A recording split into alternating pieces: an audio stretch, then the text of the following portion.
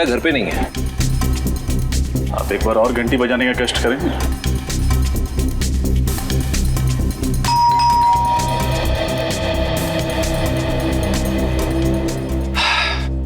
Sir लगता है रश्मि घर पे है नहीं।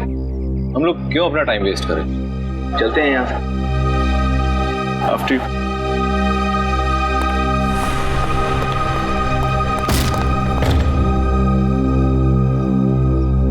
बढ़ा दिया काम इसने भी। चल भाई सूरज, यहाँ तेरी नहीं चलेगी।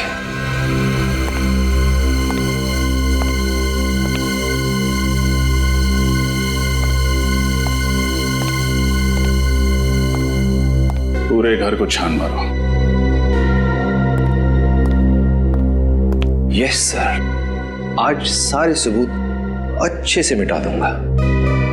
देखता हूं कैसे करते हैं केस सॉल्व।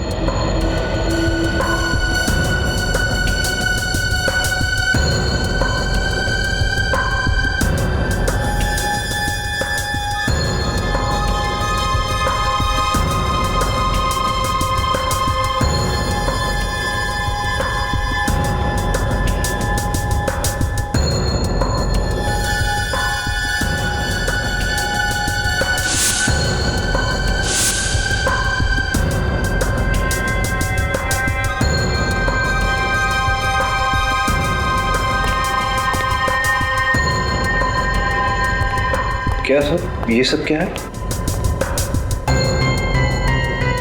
फोटोग्राफ्स। सर लगता है रश्मि घर से भागने से पहले ये फोटोग्राफ्स और ये कागजात जलाकर डस्टबिन में फेंक गई। लेकिन क्यों? रश्मि को इन चीजों से ऐसा क्या खतरा हो सकता था? एक सेकेंड, कुछ कागज के टुकड़े ऐसे भी हैं जो पूरी तरह जले नहीं हैं।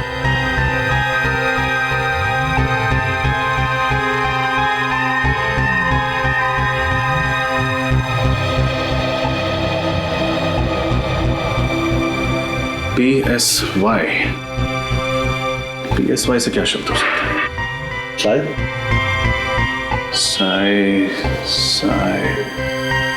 साइकियाट्रिस्ट। ये किसी साइकियाट्रिस्ट का प्रिस्क्रिप्शन है। लेकिन अब कौन से साइकियाट्रिस्ट का, ये कैसे पता लगेगा? उसकी जरूरत नहीं है सूरज, बस ये पता चल जाए कि रश्मि ये दवाई ले क्यों रही थी, हमारा काम हो जाएगा।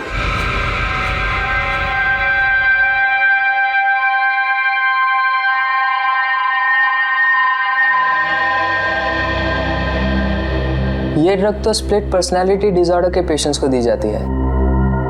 Split personality disorder? जी हाँ, ये ऐसे पेशेंट्स होते हैं जिनमें दो पर्सनालिटीज होती है, एक जो अपनी खुद की होती है और दूसरी जो अपनी ओरिजिनल पर्सनालिटी से बिल्कुल अलग होती है। यूँ समझो कि एक ही शख्स के अंदर दो इंसान जी रहे हो सकता है कभी कभी दो से ज़्यादा भी इंसान जी रहे हो। डॉक्टर, जब ऐसे पेशेंट्स अपनी पर्सनालिटी बदलते हैं तो क्या करते हैं? ये कुछ भी कर सकते हैं, मगर जब वो अपनी ओरिजिनल पर्सनालिटी में वापस आते हैं तो उन्हें याद ही नहीं रहता कि उन्होंने किया क्या था। मतलब जब पेशेंट पर्सनालिटी ए में होता है तो उसे ये याद नहीं रहता कि पर्सनालिटी बी में उसने क्या किया था, और जब वो पर्सनालिटी बी में होता है तो उसे ये याद नहीं रहता कि पर्सनालिटी ए में उसने क्या किया था। एग्जैक्टली। सर, यानी जब रश्मि ने बकुल का खून किया तब वो रश्मि नहीं थी, कोई और शख्सियत थी। तभी तो जब हमने भी पूछा तो हमें कुछ बताया नहीं, एकदम नॉर्मल बिहेव कर रही थी, क्योंकि उसे याद ही नहीं होगा कि उसने बकुल का खून किया। लेकिन सर, डॉक्टर सालुंखे का कहना है कि बकुल को और उस नौकर को किसी आदमी ने मारा था।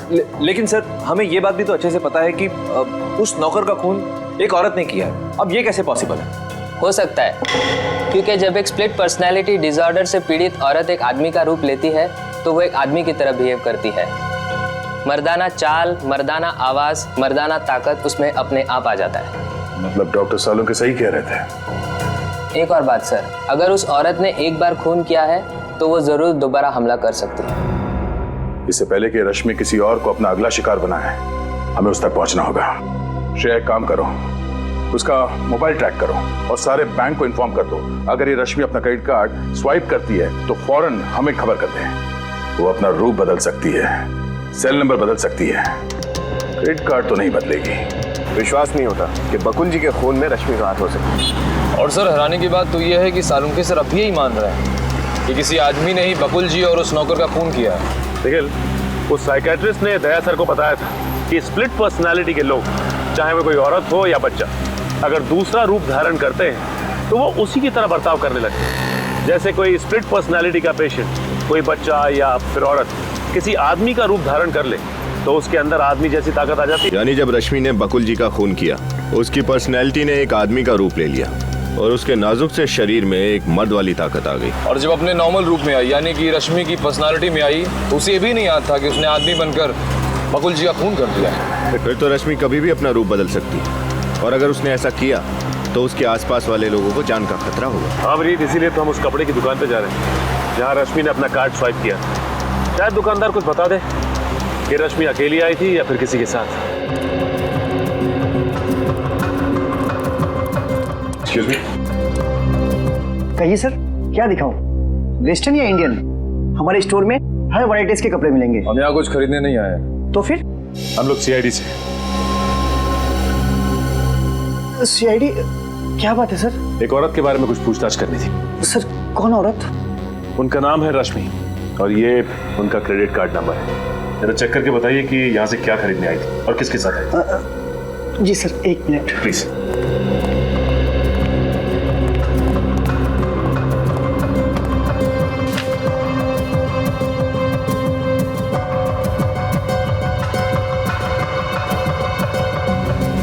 सर, ये हो बिल सर।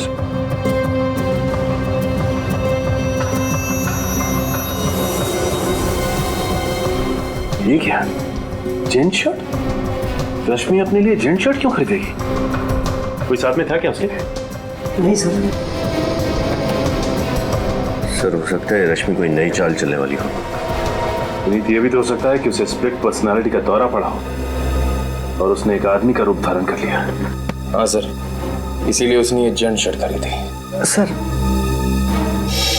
एक बात बोलूं? बोलो। सर, वो लड़की थोड़ी खिसकी हुई थी सर। वो बोल कुछ रही थी और कर कुछ रही थी सर। सर, उसे क्या चाहिए था मैं समझ ही नहीं पाया। तुमने उस लड़की का चेहरा तो देखा ना? हाँ सर, एकदम ठीक से। पहचान जाओगे? हाँ सर। ये है वो लड़की? नहीं सर, ये नहीं थी। ध्यान से देखो, यही होगी। नहीं सर, मैं ठीक बोल रहा हूँ सर, ये वो नहीं थी। उस लड़की का चेहरा सर मैं भूल ही नहीं सकता। इन तीनों में से कोई थी? नहीं सर, इन तीनों में से कोई नहीं थी। सर, इसका मतलब खूनी कोई और अनजान औरत है। हो सकता है निखिल, इस आदमी को अपने साथ ले लो, उस औरत का स्केच बनवाते हैं।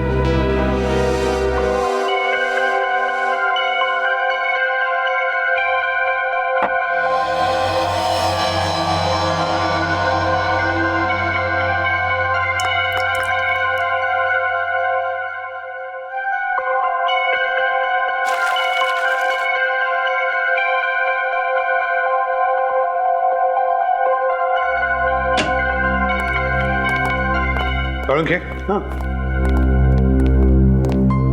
सॉरी। अरे यार, आज दिन किधर से उगा भाई? ACP प्रद्युमन और सालुके को सॉरी? यार गलती हो गई थी इसलिए सॉरी कह दिया, उसमें क्या हुआ? गलती? कैसी गलती? सालुके तो कह रहा था ना कि वो खून किसी मर्द ने किया है और हम कह रहे थे कि वो खून किसी औरत ने किया है। तो सही था सालुके। सही था ना? सही था ना? अरे सही कैसे नहीं होगा बॉस? मेरा अंदाजा कभी गलत नहीं होता, बरसों का एक्सपीरियंस है आफ्टर ऑल। आधा सही था तू, आधा। आधा सही मतलब? सालुके, वो जो औरत है ना जिसने खून किया है, वो एक स्प्लिट पर्सनालिटी डिसऑर्डर की मरीज है। उसके जहन में, उसके शरीर में जब भी कोई मर्द घुसता है ना तो मर्दों वाला बर्ताव करती है। ओह, आई सी। इंटरेस्टिंग। बट एनीवे, आधा सही तो हूं ना? तो बॉस, इसका मतलब सालुके को रिटायर होने की तो जरूरत नहीं है ना? क्या करूं, छुटकारा भी नहीं, पाला जो पड़ गया तेरे से। अरे यार, यही तो गलत है तुम्हारा। कब बॉस बन जाते हो, कब दोस्त रहते हो, पता ही नहीं चलता। एनीवे, आज सालुके लड़ाई के मूड में बिल्कुल नहीं है। भाई, आज आप लोगों का मनोरंजन नहीं हो सकता है। अरे सर, ऐसी बात क्यों कर रहे हैं आप? सच कह रहे हैं सर। आप लोग जब झगड़ते हैं ना, तब मनोरंजन नहीं हमें टेंशन हो जाती है। टेंशन होती।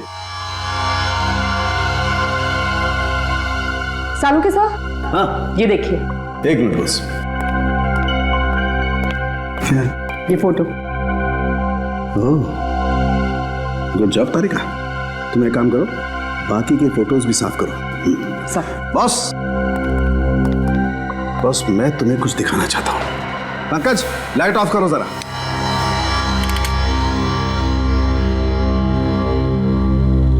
बॉस, हम जले हुए कागजों से तो कुछ पता चला नहीं। देखते हैं इस फोटो से क्या पता चलता है। ये तो स्कूल यूनिफॉर्म पहनी हुई किसी बच्ची की फोटो है। हाँ, 10-12 साल की उम्र लगती है। और लगता है उस लड़की के साथ कोई लड़का भी खड़ा है। सर, आप कैसे पता चलेगा कि ये लड़की कौन है और उसके साथ ये लड़का कौन है? अभी पता लगेगा। रश्मि? रश्मि की बचपन की फोटो है ये। लेकिन सर, कोई अपने बचपन की फोटोज क्यों जलाएगा? लोग ये सब तभी करते जब वो कुछ छुपाना चाहते हैं। हाँ सर, मतलब रश्मि के साथ बचपन में कुछ ऐसी बात हुई है जिसे वो छुपाना चाहती है। जरूर फ्रेडी, ऐसा ही हुआ होगा। लेकिन लगता है रश्मि उसके फोटो में वो जो लड़का खड़ा है ना, उसकी तस्वीर मिटाना चाहती है। यस सर, अब इस लड़के का पता लगाना पड़ेगा। मगर कैसे सर? फोटो में तो कुछ दिख रहा ही नहीं है। क्यों नहीं दिख रहा है? देखो अभी, देखो उस बैच पर क्या लिखा है। DAG public school, DAG public school. Hello Shashi, अच्छा सुनो, वो 1995 का जो बैच था ना, उसका एडमिशन फॉर्म मुझे चाहिए। हाँ, रश्मि नाम की स्टूडेंट का। जी जी, 5th स्टैंडर्ड। ओके ओके, ठीक है। सॉरी, आप लोगों को 2 मिनट और वेट करना पड़ेगा। आप लोग चाय या कॉफी कुछ लेंगे? जी नहीं, अब थैंक्स। मैडम, ये फाइल।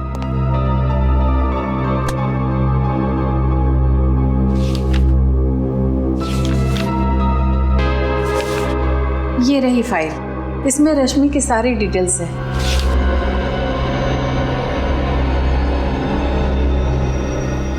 लेकिन इस फाइल से हमें खास जानकारी नहीं मिलने वाली। कुछ और बता सकती हैं आप रश्मि के बारे में? जी नहीं, इस बारे में मुझे और कुछ पता नहीं। एक मिनट सर, मुझे इस लड़की का चेहरा देख के कुछ याद आ रहा है। इसका एक बड़ा भाई था जो फुटबॉल बहुत अच्छी खेलता था। वो हमारे स्कूल की टीम में था। आपको पूरा यकीन है? जी सर। क्या नाम था उसका और कौन सी क्लास में पढ़ता था? सर, नाम और क्लास तो याद नहीं है। हाँ सर, वो इससे 2-3 साल बड़ा था सर। 2-3 साल बड़ा था। ये 1995 की 7वीं और 8वीं क्लास की रिकॉर्ड फाइल लेके आइए प्लीज। वो होठ थोड़ा पतला होगा। सर, ये रश्मि कहीं फेस बदल के तो नहीं गई थी गारमेंट शॉप में? इसी वजह से शॉपकीपर उसे पहचान नहीं पा रहा है। हो सकता है अभिजीत, बिल्कुल हो सकता है। हाँ पंकज। जी सर।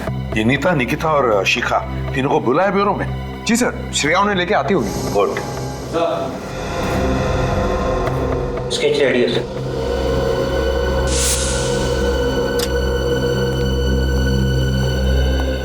मैडम, ये रही फाइल। हाँ, ये लीजिए।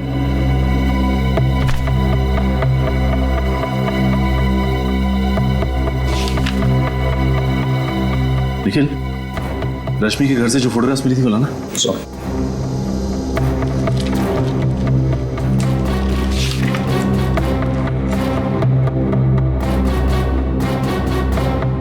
माय गॉड, ये देखो, रश्मि का भाई कोई और नहीं बल्कि अर्नव है।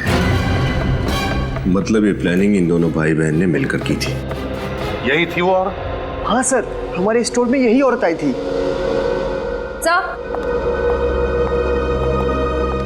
आइए आइए, स्केच को अच्छी तरह से देखिए, गौर से देखिए और बताइए कि आप जानते हैं इसे?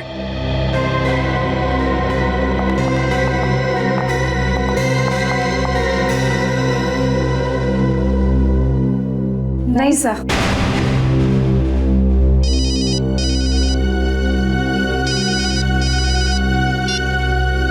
हाँ सचिन। सर ये अर्नव और रश्मि दोनों भाई बहन हैं। माय गॉड, तो ये बात है। और ये सारा का सारा खेल इन दोनों ने मिलके खेला था। Good work. क्या हुआ सर? अभिजीत, रश्मि और अर्नव सगे भाई बहन हैं। क्या सगे भाई बहन? हाँ, सगे भाई बहन। क्यों नहीं ताई, आपको तो पता था ना कि रश्मि और अर्नव सगे भाई बहन? नहीं सर, मुझे बस इतना पता था कि रश्मि बकुल की सेक्रेटरी है। वो दोनों भाई बहन है, ऐसा तो मुझे कुछ नहीं पता। और शिखा जी, आपको भी नहीं मालूम कि रश्मि अर्नव की बहन है? नहीं सर, मुझे इसके बारे में कुछ नहीं पता। बड़ी अजीब बात है, आप तो अर्नव की मंगेतर है ना, और आपको ही नहीं पता? सर, अर्नव ने मुझे इसके बारे में कुछ भी नहीं बताया था। ठीक है, आप लोग जा सकती हैं।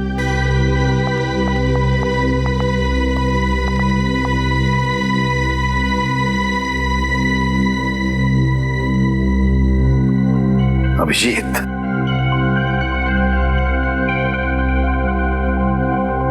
अभिजीत, तुम कह रहे थे ना कि औरत भेष बदल कर भी आई होगी। कुछ दिमाग में आ रहा है, कुछ दिमाग में आ रहा है। श्रेया, अर्नव की फोटोग्राफ कंप्यूटर में निकालो। सब ये रहा अर्नव का चेहरा। अब श्रेया, अर्नव के इस चेहरे पर स्केच में जो जो है वो सब बनाओ। ये ऐसे बाल, ये कानों में बालियां और ये लिपस्टिक।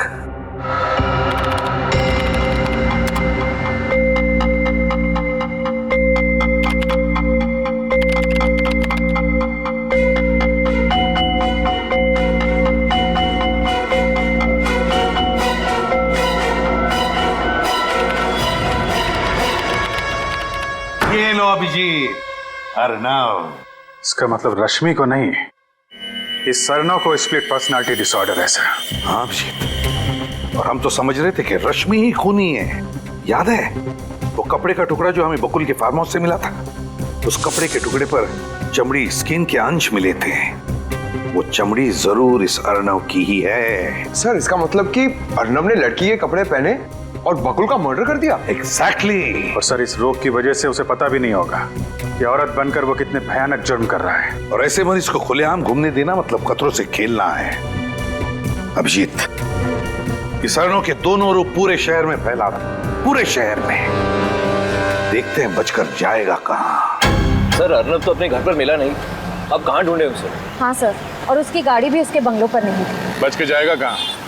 मैंने शहर के सारे चेक पोस्ट और टोल नाके पे खबर कर दी है, सारे पुलिस स्टेशन को भी इन्फॉर्म कर दिया है। इस अर्नव के दोनों रूप के फोटो और रश्मि के फोटोग्राफ्स भी दे दिए हैं। कोई ना कोई कहीं ना कहीं तो जरूर इन दोनों को देखेगा। सर, हो सकता है वो शहर से बाहर निकल गए हों। नहीं श्रेया, टोल नाकों वालों से पता चला है कि अभी तक अर्नव मुंबई से बाहर नहीं गया। सर, ये भी तो हो सकता है कि उसने अपनी गाड़ी कहीं बीच रास्ते में खड़ी कर दी हो और पैदल या किसी और रास्ते से शहर से बाहर निकल गया हो सकता है।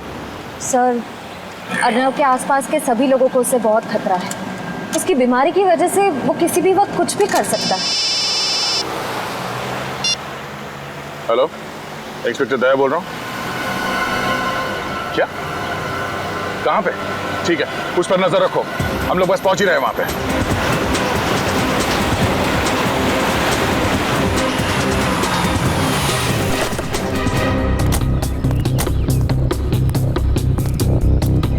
आपने फोन किया था ना? आप सीआईडी से? हाँ हाँ सर, मैंने फोन किया था। वो पोस्टर देखा था ना, वो खतरनाक आदमी का और वो औरत का भी। तो दोनों में से किसको देखा तुमने? साहब, वो पोस्टर वाली औरत को, सेम टू सेम वही औरत थी। कहाँ देखा तुमने उस औरत को? इधर दुकान पर आई थी चिप्स लेने के लिए। कब आई थी? अभी थोड़ी देर पहले, तभी तो फोन किया मैं सबको। किस तरह गई वो औरत? वो गाड़ी लेके आई थी? नहीं साहब, वो चलते चलते उस गली से आई, चिप्स लिया और वापस उसी गली में चली गई। चलते चलते इस गली में गई? पक्का यकीन है कि वो इसी गली में गायब हुई? एकदम पक्का साहब, चेहरा इतना अजीब था, भूल कैसे सकता हूँ। सर, उसी गली में तो बकुल का फार्म हाउस भी है। बकुल का farm house? Oh no, let's गो।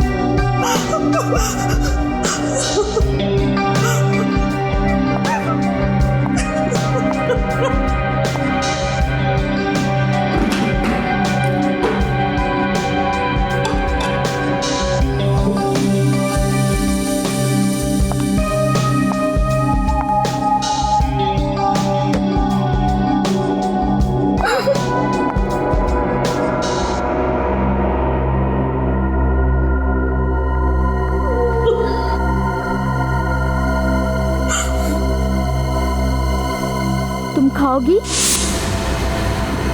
खाओ ना। मैं भी कितनी पगली हूँ, तुम्हारे मुंह पे तो पट्टी बंधी हुई है, तुम खा कैसे सकती हो, है ना? कोई बात नहीं, इसे मैं ही खा लेती हूँ। हाँ?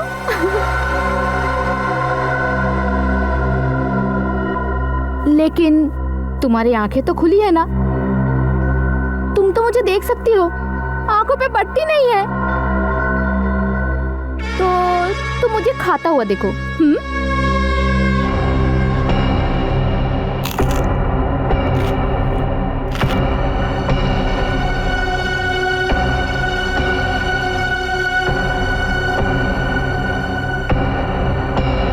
तो क्या नाम बताया तूने अपना?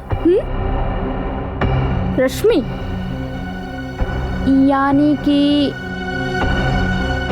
रेशम रेशम, मुलायम। तेरी हिम्मत कैसे हुई कि तू मुझसे ज्यादा खूबसूरत दिखे? तेरा कोई हक नहीं है, कोई हक नहीं है तेरा, समझी तू? लेकिन अगर तूने हिम्मत की है तो हर गलती की सजा होती है ना? बोल, क्या सजा चाहिए तुझे? बोलना। रेशम रेशम, रश्मि।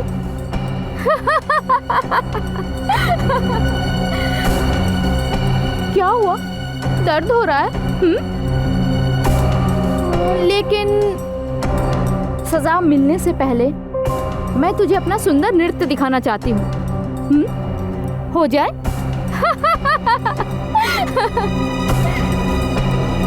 पहले मजा, फिर सजा।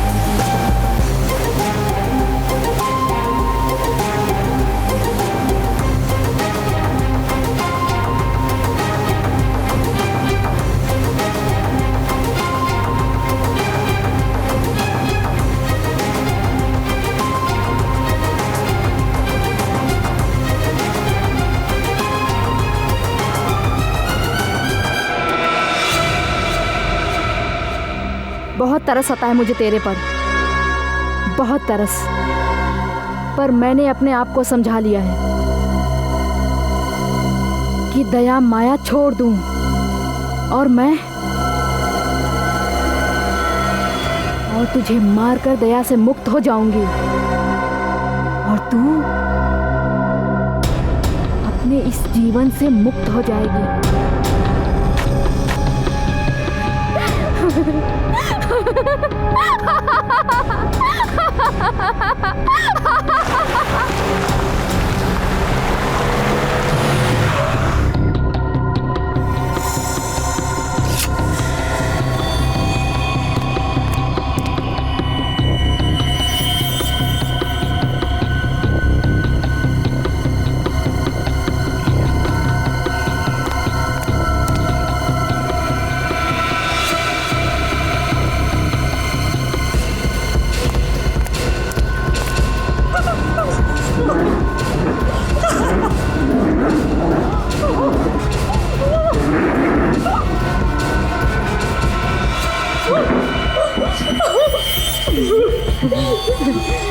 अलविदा अलविदा, मगर मुझे तेरी बहुत याद आएगी रश्मि।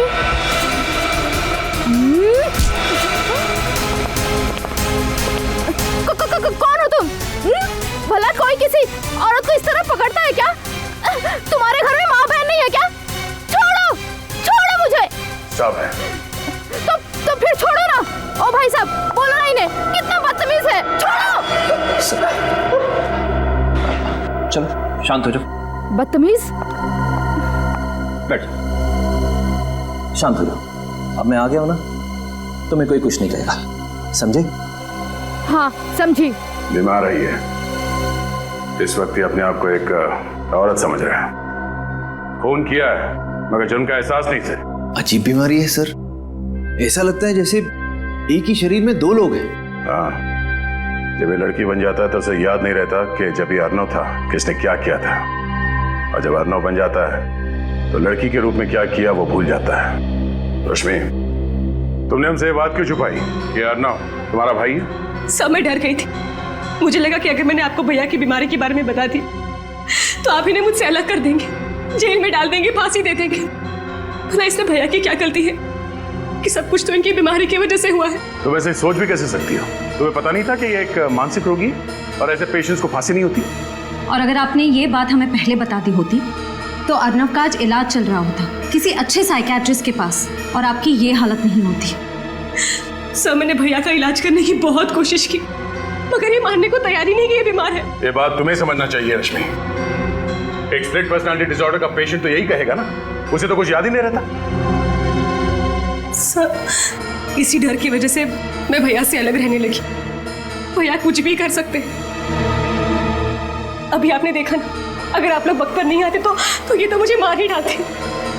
मुझे नहीं पता था सर कि मेरे जाने के बाद भैया की हालत इतनी बिगड़ जाएगी। तुम चिंता मत करो, किसी अच्छे साइकियाट्रिस्ट को दिखा के अर्नव का इलाज करवाएंगे। अर्नव बीमार है, बुरा नहीं, ठीक हो जाएगा। सूरज, एम्बुलेंस बुलाओ।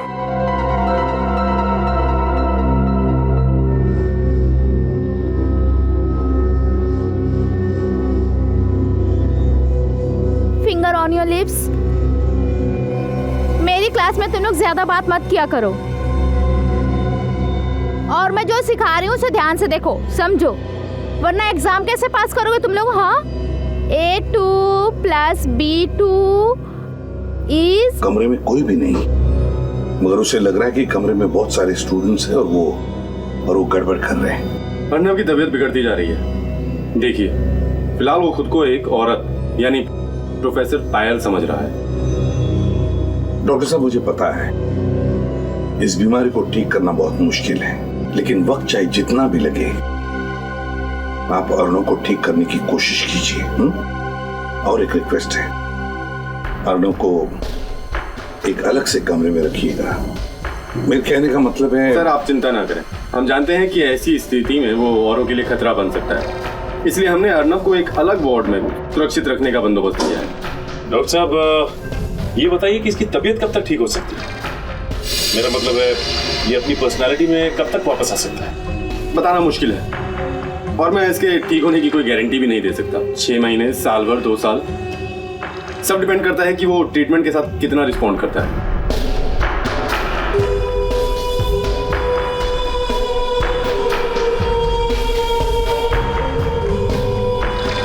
ठीक है डॉक्टर साहब, अब हम चलते हैं। अगर आपको कोई भी जरूरत पड़े अर्नव के लिए तो हमें जरूर कहिएगा। Okay, good bye. क्या बात है पंकज, अचानक चुप क्यों? सर, मुझे ऐसे पेशेंट से बहुत डर लगता है सर। अगर वो यहाँ से भाग के मेरे घर आ गया तो? इस बात का डर तो है, हो सकता है ऐसा। अरे नहीं सर, ऐसा मत बोलिए। सर प्लीज, आज मैं अपने घर पे नहीं सोऊंगा, मैं आपके घर पे आके सो जाऊं। एक मिनट। हाँ पंकज। हाँ। ओके। क्या पंकज, एक सिंपल सा कैच नहीं पकड़ पाए तुम? अरे सर को बताना तो चाहिए था, मेरा ध्यान नहीं था, और राइट हैंड में ये रुमाल था, मैं लेफ्ट से कैसे कैच पकड़ूं?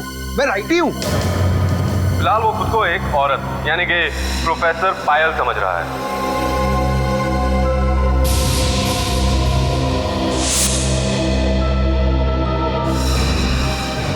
और सचिन, ये अर्नव बीमारी का नाटक कर रहा है, बीमार नहीं है वो।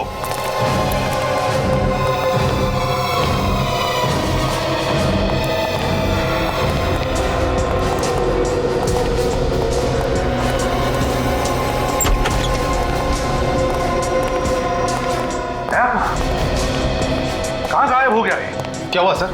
कोई प्रॉब्लम है? प्रॉब्लम तो तुम्हें होगी। झूठ बोलने का नतीजा जानते हो? झूठ? मैंने क्या झूठ बोला है सर? ये अनजान बनने का नाटक बंद करो डॉक्टर। देखिए सर, पहले ये तो बताइए प्रॉब्लम क्या है? प्रॉब्लम ये है डॉक्टर कि तुमने ही बताया था ना कि अर्नव को स्प्लिट पर्सनालिटी डिसऑर्डर है। हाँ ये सच है सर, आपने खुद देखा है उसे अजीबोगरीब बर्ताव करते हुए। नहीं, वो बिल्कुल नॉर्मल है। नॉर्मल है? ये क्या कह रहे हैं आप लोग? नॉर्मल है वो। अब कहाँ है इस वक्त? बताओ जल्दी। सर उसे सेशन रूम में लेके गए। चलो ले चलो हमें। चलिए सर।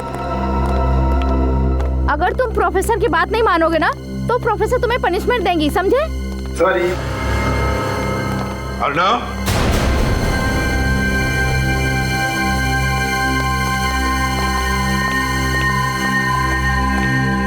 आजकल के बच्चे, बाप रे बाप। नमस्ते टीचर जी।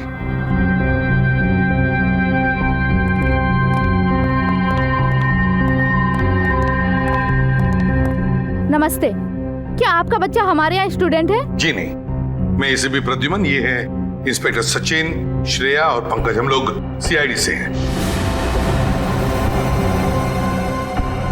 सीआईडी? जी हाँ, सीआईडी। वैसे आपका नाम क्या है टीचर जी? पायल। पायल। पायल, पायल, तुम्हें पता है हम यहाँ किस लिए आए? हाँ, मुझे पता है आप लोग यहाँ क्यों आए हैं। तब तो तुम ये भी जानती होगी कि तुमने क्या क्या किया है। हाँ हाँ, मैंने ही बकुल को मारा है, मैंने उसका खून किया है। सब याद है। लेकिन सर एक बात समझ में नहीं आ रही कि अगर खून इन्होंने किया है तो बकुल के खून का इल्जाम अर्नव ने अपने सर पे क्यों ले लिया? हाँ, क्यों किया अर्नव ने ऐसा? हाँ? अर्नव? ये अर्नव कौन है? मैं अर्नव को नहीं जानती हूँ। ये सब छोड़िए पायल जी, ये बताइए कि बकुल का खून कैसे किया आपने? चाकू मारकर। और जब चाकू मारा तब बकुल कहाँ था? उसके फार्म हाउस पे।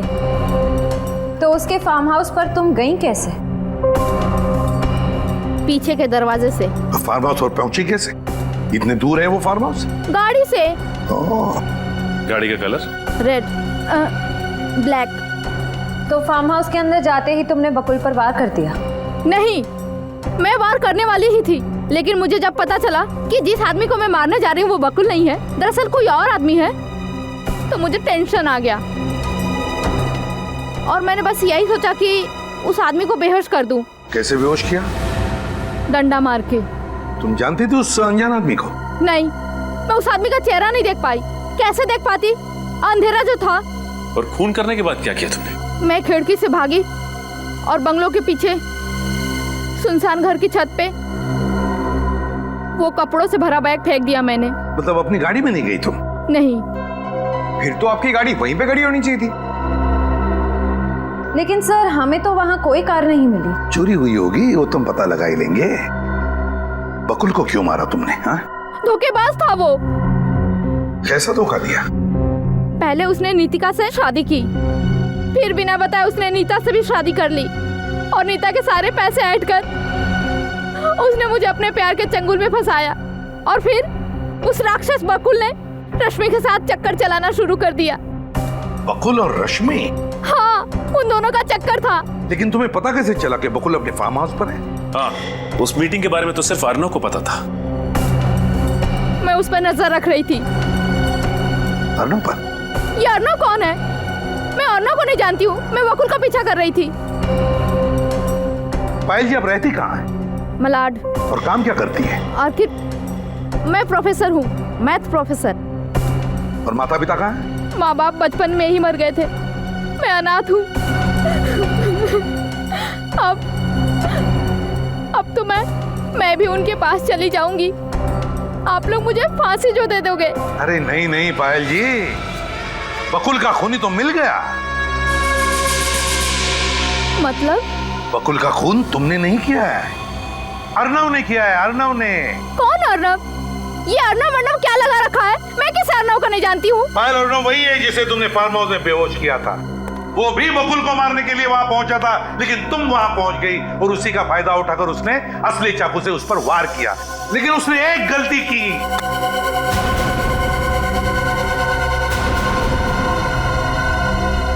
एक गलती की। कैसी गलती? वही गलती जो अभी तुमने की। पायल उल्टे हाथ का इस्तेमाल करती है, लेफ्टी है वो। और अर्णव राइट हैंडेड है, राइट हैंडेड, दाहिने हाथ का इस्तेमाल करता है वो। और इस वक्त तुम पायल हो, राइट? और उस हिसाब से तुम्हारी सारी हरकतें पायल जैसी होनी चाहिए, अर्नव जैसी नहीं।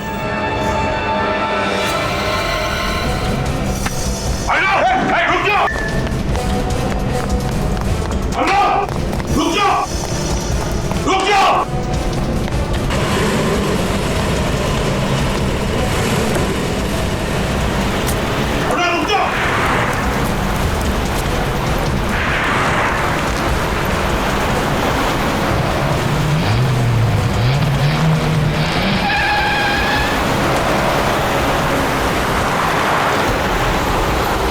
हो रही हूँ डंपर के आगे।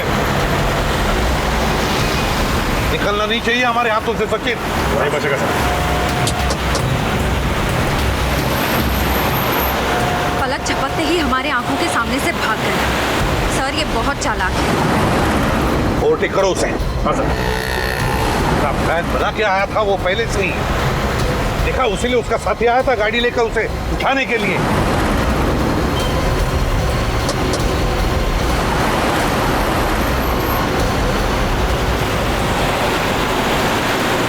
सीआईडी की गाड़ी पास में आ गई है। फटाफट भगाओ। अरे ये लोग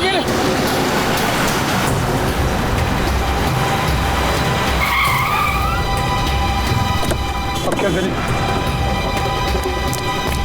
मारो। चल।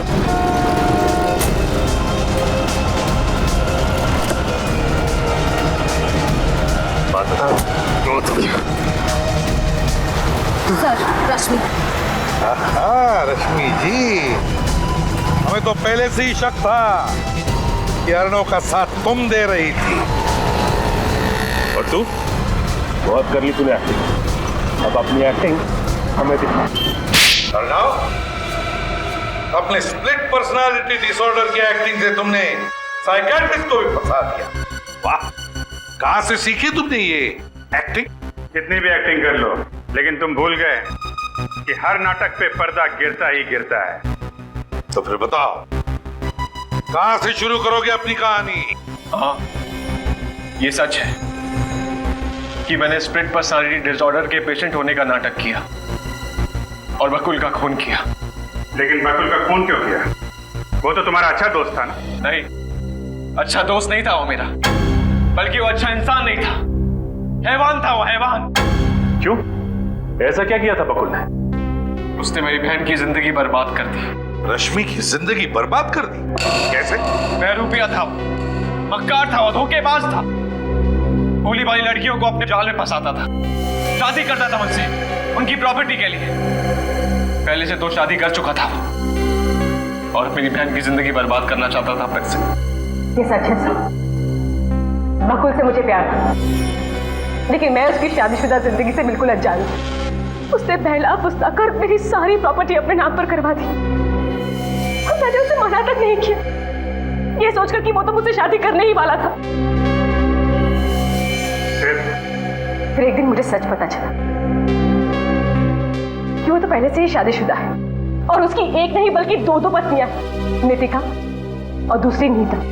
मैं उससे मिला, उसे समझाने की कोशिश की मैंने उसे कहा कि अगर तू मेरी बहन से प्यार करता है तो अपनी बीवी को तलाक दे दे और रश्मि से शादी कर ले।